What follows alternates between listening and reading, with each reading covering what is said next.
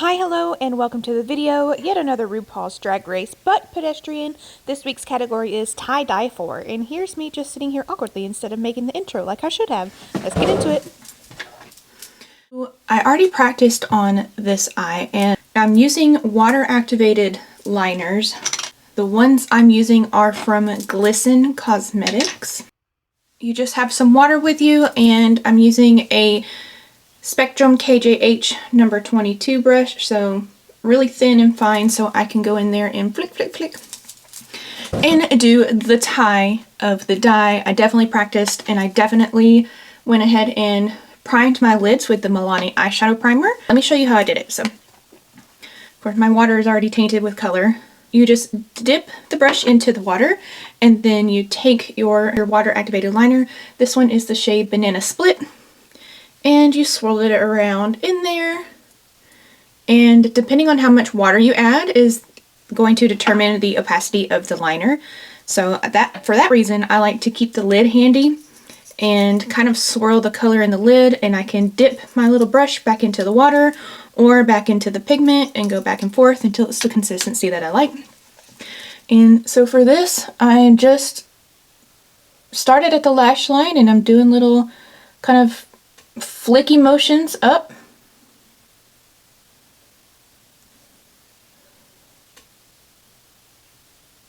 Kind of like a burst, a starburst. I clean the brush off with my tainted water, and I move on to the green. The green is in the shade Split Peas, because these are all split liners from GLISTEN. Love having the split liners, because if you want to go pastel, you can. If you want to go bright and bold, like today, super easy. So I'm doing the same process here.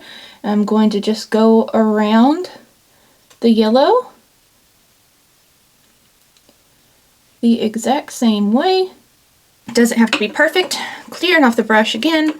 Then I'm moving on to a blue shade, and this one is called Slushy. So work it into the pigment, and I like to spin the brush so I get a fine point. And you could literally do this technique with any colors. Water-activated colors are a lot more popular now than they used to be. Going into this week's episode, it was a wild one, to be honest. It was definitely not my favorite episode. The Maxi Challenge is a version of the girls group, which is a classic in Drag Race. But this time they're to be lovely elderly ladies. The next shade is purple, and it's called Grapevine. So they get to choose their own groups, which is, you know, fine. And then they have to also choose amongst themselves if they're going to be performing country, metal, or hip hop. This is where the drama begins, because of course two groups want the same genre, and they begin arguing about it. See, this is a little too thick, so I'm just going to add some water to it. And I can feel that it's too thick because it's not spreading out as evenly on my lid. The team with Mistress and Lux have they're standing their ground that no matter what you say, we have already chosen metal and we're not moving. In this episode, they really highlighted two of the queens. They highlighted Malaysia and Sasha. They both were in another group, and they also wanted metal, and they were also putting their foot down. You know, Sasha was like, who are you to decide just to cross your arms and put your foot down that you're getting this and you're not changing no matter what? Who gave you the right? And, you know, they keep going back and forth. I feel like Mistress lives for stuff like this, you know. She loves the banter. We've seen it all season. Give her an opportunity to argue with you, and she's definitely going to take it, which makes for great television, of course.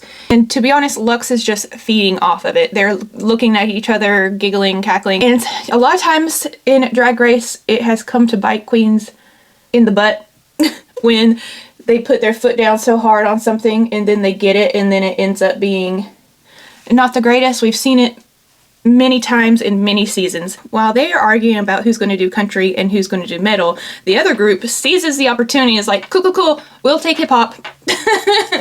Like, we'll just we'll take that for you, okay? And I just thought that was funny. They're like, sure, we'll be the martyr, we'll take hip-hop. Eventually they decide to put the two genres into a hat and choose. So Malaysia and Sasha end up winning the metal genre, and Mistress and Lux and their team is to do country. Now I'm taking a pink shade called Strawberry Cheesecake, which I love. Strawberry cheesecake, by the way. So we get to see them in the recording studio, which I always love. We don't get to see too much from that, but some highlights were definitely Sasha. When she got up to the mic, she like looked like her beautiful self, but then like heavy metal just like spewed from her mouth like it was living inside of her this whole time. And then we saw Selena, who was in the country group, kind of going in with some apprehension because she's like, what am I supposed to do with country? And she really did not want country. I think a lot of times genres are really just about the music. Like, words are not that different. We all sing about love and sadness and, you know, everyday things. All right, now that the first layer is on, I can definitely see some patchiness in some areas, so I'm just going to go back over everything, but in reverse, starting with the pink and going back to the yellow, so I can get the kind of like how one color bleeds into another effect. In the studio, oh, Marsha is talking about her long list of accolades, basically reading off her resume to Leland, and you just have to be careful when you do stuff like that, because if you fail to deliver, you have no one to blame but yourself. You set this expectation. Ultimately, if you fail to deliver, that's on no one else but you. Then we also see Robin having some struggles in the studio, and I was watching Maddie Morphous's video about this episode. In that video, he mentioned how Robin has only had 10 minutes of airtime, and this is the 6th episode. That's what I'm missing from having the episodes a little shorter, because apparently season 1 through 9 was also only an hour-long episode, so 40 minutes total. I think I heard that from Bob the Drag Queen and Monet Exchange's podcast, that it wasn't until season 9 that the episodes were made to be an hour and a half long. But for 6 seasons now, we've been used to it, and sometimes it did feel like it was dragging on, because they are squeezing in the real Friends of WeHo in between the main episode and Untucked. It just feels not the same. And the switch to MTV was supposed to be a big deal. Maybe the viewership is larger on MTV, but I feel like Drag Race at this point has such notoriety that no matter what channel it's going to be on, people are going to watch it. And Maddie touched on this as well, but I totally agree, because I feel like the queens are suffering because of the choices that the producers at MTV are, and maybe not even producers, just executives at MTV are making. We have seen 1 or 2 confessionals from Robin. Maddie was saying that Irene, who left the very first episode, had more confessionals than Robin has. And that's just kind of disheartening, because all these queens go on the show to brand themselves, basically, to bring their art to the main stage, you know, literally, and to showcase what they can offer and why people should come to their shows and support them. And then for there to be such a disparity in screen time is wild.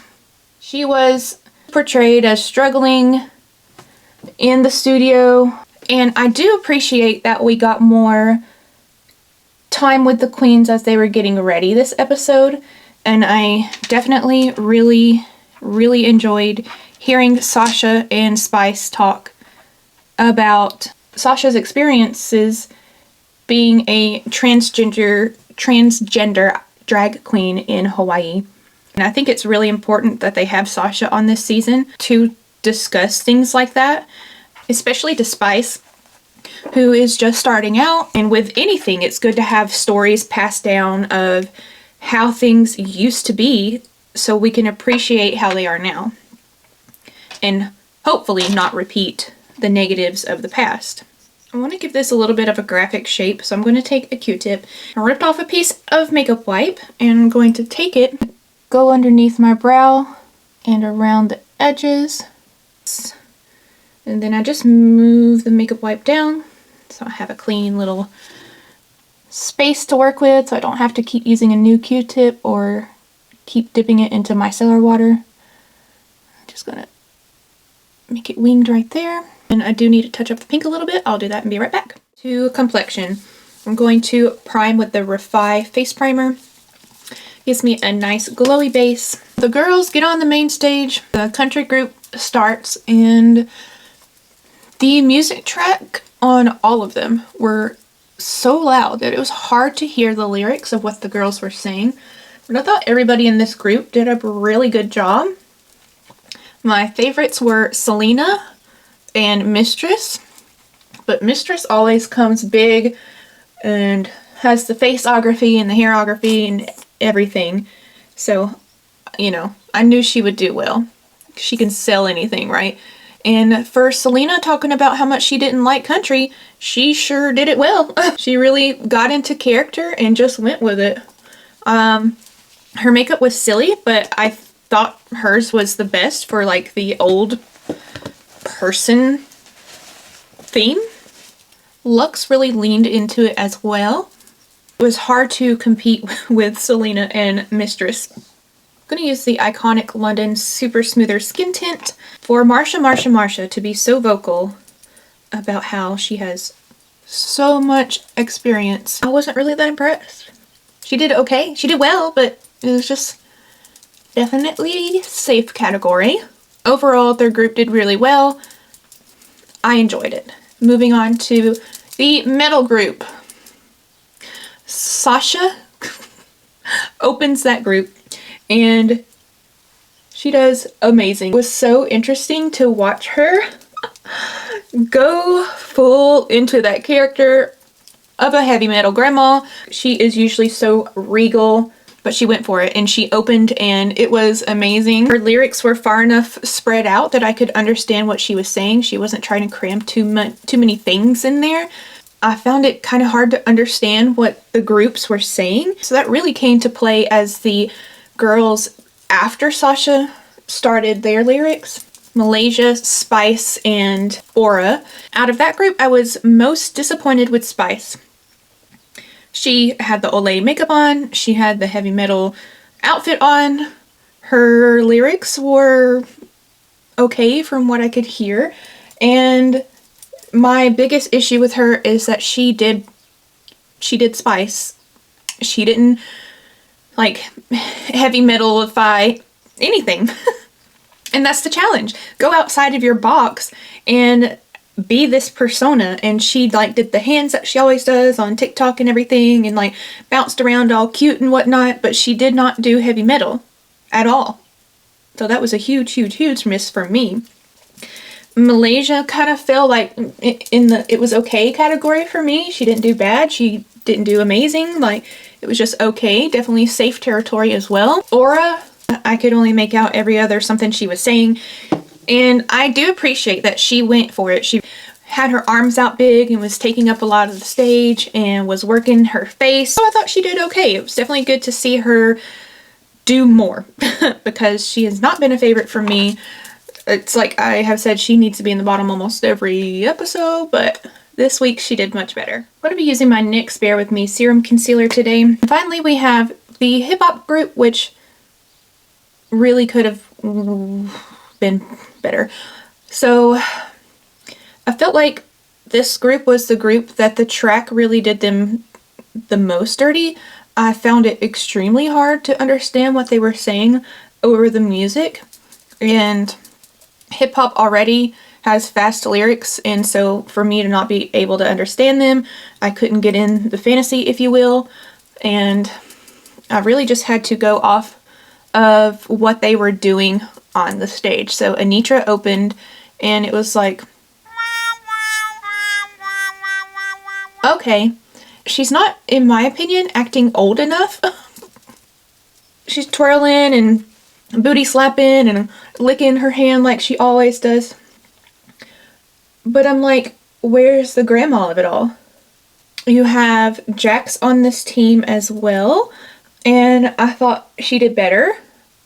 I liked that she was like hobbling around on a walker, and even when she wasn't actually physically holding the walker, she was acting like she was. I liked her choreo a lot better than Anitra's, and Lucy was on this team, and Lucy always does well when it comes to being in a character. So I feel like she definitely did the best of this group. Robin was also in the hip hop group. What really lost it for me was that Robin was dancing as if she was not old and elderly, especially like the split where she gets into the split and she holds it and then she falls down and then she like twerks on the floor. Like, you can do that, but add an element of elderly to it. Like, do it once and then like act like your hip is popped out of place and like just then roll around on the floor. Like, do something, make it funny. Their whole group was just a regular performance, but not good. And I do have to mention really quick how they would pan to Rue and her face would just be like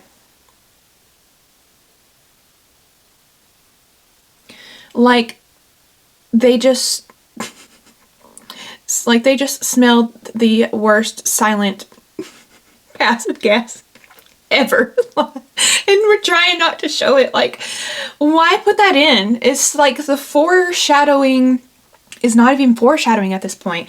It's like, okay, they're in the bottom. Obviously Rue doesn't like what they're doing. Like, why even have the scene where the judges deliberate when their faces give it away? I'm going to be using this new powder from CoverGirl, Clean Invisible Loose Powder, shade 105 Translucent Fair. So we get to my favorite part, which is the runway looks. Category is tie-dye to die for. I don't remember the order the queens came out on the runway, so I'm just going to go through them as my brain remembers them. So I'm going to start with Anitra. I did not like Anitra's runway look. A crystalled nude illusion suit with little patches of tie-dye fabric sprinkled here and there. Did not like it.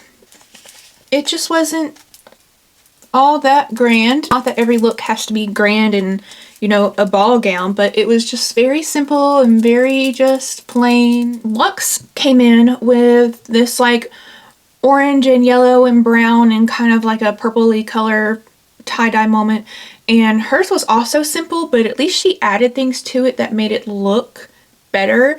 Like the tie-dyed wig was beautiful, amazing, but the legs on that human, woo! I'm going in with the Bronze and Contour Duo in Statuesque from Patrick Ta. Next up, I remember, is Lucy. Lucy's look was good. It definitely looked like her. LOL for her wearing the same wig as Rue. It wasn't like crazy inventive or, you know, anything that we really haven't seen from her, but it looked nice. And Robin Fierce also, there's no way to express how beautiful she is, but she didn't do herself any favors in this dress that she wore on the runway. The like cummerbund in the middle of her waist wasn't cinched enough, so it kind of made her look more boxy than she actually is. And it was very just pedestrian. Like, you could find a dress like that anywhere, you know, just kind of was. Then let's move on to Mistress. I liked Mistress's look. It looked, you know, different from what we usually see her in. I loved the purple wig. I did not like that the sash that she was wearing just kind of stopped.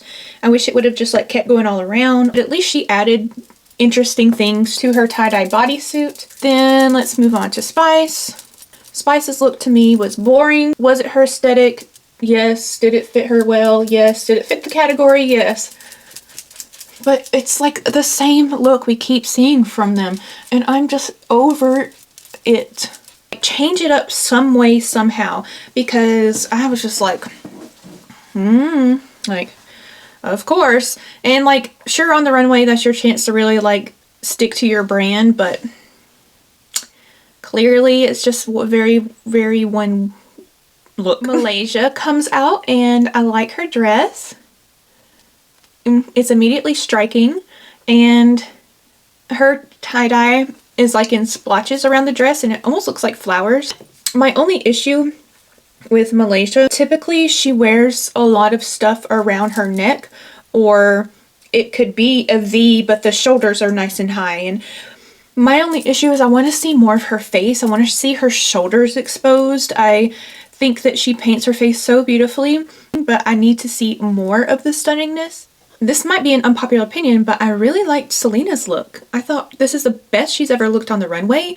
The slick back hair was gorgeous. The makeup was amazing.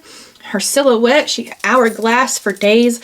And the way that, I'm assuming they were like supposed to be like shells, were on her shoulders, was really beautiful. I liked how they went opposite directions. I only wish they were just a little bit smaller so I could see her shape a little more. It wasn't until she like turned that you really saw it. But I loved the bottom of the dress where the blue and white tie-dye looked like waves, because she really did look like just the most gorgeous mermaid in all of the 7 seas. I don't remember if she was in the top 3, but she definitely should have been, in my opinion. I'm going to go ahead and use the powder side of that same Patrick Ta product. A couple of my least favorites. First is Jax. Jax's look, maybe I didn't get it, but I did not like it at all. To me, the green tie-dye that didn't really translate as tie-dye looked like snot. I agree with the judges, like, what's up with the orange bodysuit? It would have definitely looked better on her own complexion or a different bodysuit or like something. For my blush, I'm taking the Super Blush by Persona in the shade Bubble. It's the beautiful bright pink. It's giving very Dior-esque vibes. Use this pretty sparingly with a soft hand because I am trying to make this more wearable. I realize I have tie-dye on my eyes, but that just means that everything else has to be a little bit more subdued.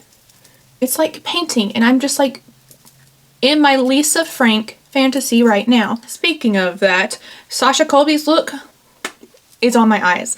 This is the same color palette she had. She's inspiration for the eyes today, and it was like just a latex bodysuit of tie-dyed goodness, and it was amazing.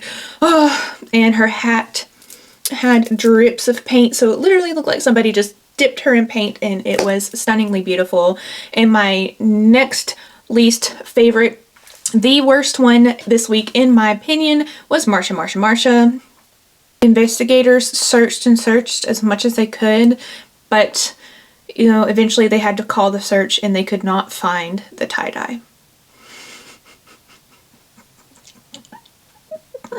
She had to explain her look over on Twitter, saying that she was thinking about this category and she's like, what would actually dye Marsha's clothes? Well, of course it would be the blood from her getting hit in the face with a football. And so that was supposed to be the dye, but like she could have still ran with that story but made it look tie-dye with white and red, and the big old drops of blood from her nose. Maddie Morphosis in their YouTube video said it looked like a turkey gobbler, and I could not agree more. It looked so not the way she probably intended it to look, and that seems to be the case for a lot of her runway looks. I've been jumping around, but last but I think not least is Aura, and I like how we got to see some insight from her about people where she's from, call her the Butch Queen, and she used to be kind of ashamed of that, and now she's really leaning into it and really felt proud of the look that she was wearing. So it was a black suit that looked like it was bleach dyed, and it was really cool. I do think the pants were up way too high. It's kind of giving me a little bit of Urkel vibes. I hated the hair. Her hair was like all the way up and a little poof on her head. I would have loved to see her with like maybe even wet, slicked back hair, like down, all the way down her back. That would have been like a really cool feminine contrast with the masculine suit that she was wearing. But this week we have seen much better things from Aura than previous weeks, so kudos to her. I'm going to be using one of my all-time favorite highlighters. This is the Nonzer from Undone Beauty. I'm going to stick with the top two. They're like a pink and a lighter pink.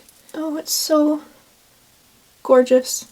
I'll take that underneath my brow as well, just by pinching the brush a little bit. Definitely think Anitra deserved in the bottom three, but I also think Spice earned herself a spot in the bottom three. Like, you didn't personify your genre at all. You did not meet the expectations of the challenge, okay? And when the judges were talking, they were telling Robin, like, you did okay, but it was just kind of safe. We want to see more from you. We can tell you're holding back. She used that word. Safe. So you would think that Robin would be safe and that Spice would be in the bottom, but that's just how I perceived the episode. The final decision, however, was to have Anitra be safe. The same one who forgot their own lyrics, and that's a pretty big deal on Drag Race, to not know your lyrics. But how does that not put you in the bottom two? Like, your chance to lip sync is your chance to prove that you can remember words. Like, I didn't get this episode at all. I'm gonna add some liner with the Undone Beauty Unscripted 2 liquid liner in shade True Black. In the lip sync, Jax and Robin both do a good job. Of course, Jax has that cheerleader background, so they're doing flips and tricks galore. At the end of the day, I do agree with the decision that Jax won the lip sync, but I don't agree that Robin should have been in the bottom in the first place. I think we should have been watching a lip sync between Spice and Anitra. And what makes it worse for me is they tell Robin, we want to see more from you, and then they send her home. How can she take your constructive criticism and then move forward and do better if you don't give her the chance to do so? And I do agree with what Robin was saying, is that not every drag queen is going to be bold and in your face. I feel like she felt like that was part of the reason that she went home. Hopefully that doesn't make her feel like she has to change anything about her drag. Drag Race is to showcase all forms of drag, so we said goodbye to Robin and we had some heated moments in Untucked. The safe girls get back into the workroom. Lux and Malaysia continue this conversation about how Malaysia felt wronged when Mistress and Lux were kind of berating her and her team when it came to picking out what genre they would do. Malaysia was kind of explaining to Lux why what Lux was saying bothered her so much, and Marcia was sitting there. She's like, can we please stop talking about this? And Malaysia was like, first of all, don't interrupt me. Second of all, how dare you? Like, she went off on her, which I feel like she didn't totally deserve that much, and they've really been portraying that Malaysia is feeling some kind of effects of the competition. Any of the drag queens that go through Drag Race will tell you that it is not easy, and it definitely plays a toll on you mentally, and I feel like Malaysia was going through some of that, and when Marcia interrupted her, it came out. I just put the JOAH Brow Down to Me Super Hold Brow Setter through my brow. Now I'm using my tried and true Lift and Snatch brow pen just to fill in any gaps. And Marcia was like, you know, you're right. I'm sorry. I didn't mean to interrupt you. It won't happen again. Your feelings are valid. Let's keep talking about this because it's important to you. And I was like, kind of in agreement with Marcia. I was like, I'm tired of hearing about this. Could Malaysia stepped aside with Lux and said, hey, this is how I feel? Yeah, but I feel like it was something she just needed to get off her chest right then and there. Malaysia and Mistress have a lot of back and forth banter that they like to show. There's also the narrative of like, oh, well, we're just drag queens. Like, we're going to read each other to filth all day, every day. And if you can't take it, then you're not a drag queen, which is also not true. You know, there's a time and a place, and it's okay to say like, hey, I'm being serious right now. So I felt like that was Malaysia's hey, I'm being serious right now kind of moment. I really enjoyed that they brought on the old gays from TikTok. It felt like this episode was all about, you know, learning from your elders. We have a lot of privileges and luxuries thanks to those that came before us. My eyelash curler always pinches off a little bit of my liner, so I'm just touching that up real quick.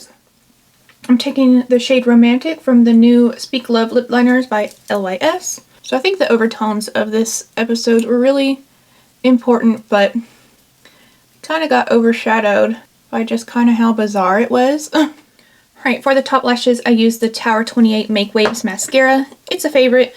And for the bottom lashes, I'm going to go in with this Big Mood mascara from E.L.F.